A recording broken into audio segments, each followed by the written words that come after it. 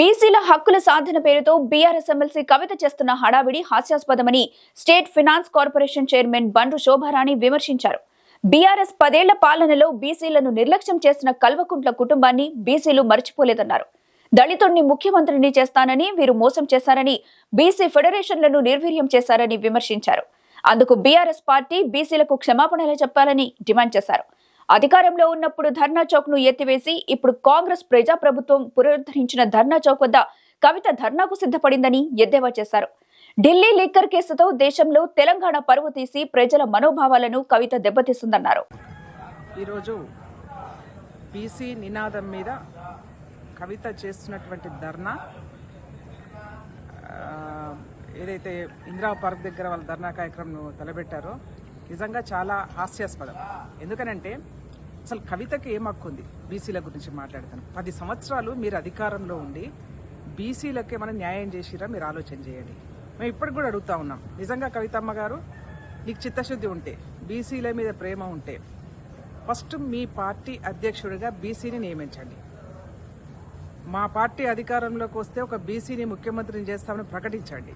ఆ 2 చేసిన తర్వాత నువ్వు ధర్నా చేయి. ఎందుకంటే 10 సంవత్సరాల కాలంలో మీరు దళిత ముఖ్యమంత్రి అని చెప్పేసి దళితులకు మోసం చేశారు, అన్ని వర్గాలను మోసం చేశారు, బీసీలను మోసం చేశారు. ఇవాళ మళ్ళీ కొత్త నినాదం పట్టుకొని నువ్వు ధర్నా చేస్తా ఉన్నావు. ఇది కరెక్ట్ కాదు. ఎవ్వరు కూడా మిమ్మల్ని నమ్మరు ఈ రాష్ట్రంలో. నీకు లిక్కరు కేసులో నువ్వు అరెస్ట్ అయినప్పుడే ఈ తెలంగాణ రాష్ట్ర ప్రజల యొక్క మనోభావాల్ని దెబ్బతీసే విధంగా నువ్వు చేసినటువంటి కార్యక్రమం ఏదైతే ఉందో అది ప్రజలందరూ కూడా తలదించుకునే విధంగా ఉంది. ఇవాళ మళ్ళీ అప్పుడు 33% మహిళలకు రిజర్వేషన్ అని చెప్పేసి ఒక నాటకం ఆడినావు. ఇవాళ మళ్ళీ కొత్తగా బీసీలు అని చెప్పేసి నాటకం ఆడుతున్నావు. అంటే తెలంగాణ రాష్ట్రంలో బీసీల గురించి, మీ పార్టీలో బీసీల గురించి మాట్లాడుకోవడానికి ఒక బీసీ నాయకుడు లేడా? ఎందుకు వాళ్ళు అంటే వాళ్ళ హక్కులు కూడా మీరే హరిస్తారా? బీసీల గురించి మాట్లాడేదానికి కూడా నోరు మూయించేసి ఇవాళ మీరే ఆ నినాదాన్ని పట్టుకొని చేస్తా ఉన్నారు. కాంగ్రెస్ పార్టీకి పూర్తిగా చిత్తశుద్ధి ఉంది. కాంగ్రెస్ పార్టీ ఒక రాష్ట్రానికి బీసీని అధ్యక్షునిగా చేసింది మహేష్ కుమార్ గౌడ్ను.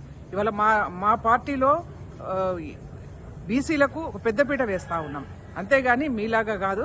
అనవసరమైనటువంటి నాటకాలు బంద్ చేసి మీరు ప్రజలకు చేసినటువంటి 10 సంవత్సరాల కాలంలో మేము బీసీలకు ఏమి చేయలేకపోయినామని చెప్పేసి క్షమాపణ కోరమని చెప్పేసి కోరుతా ఉన్నాను. నువ్వు ఇలా చేస్తున్నావు ధర్నా, ఆ ధర్నా చౌక్ను కూడా బంద్ చేసినటువంటి ఘన చరిత్ర మీదే.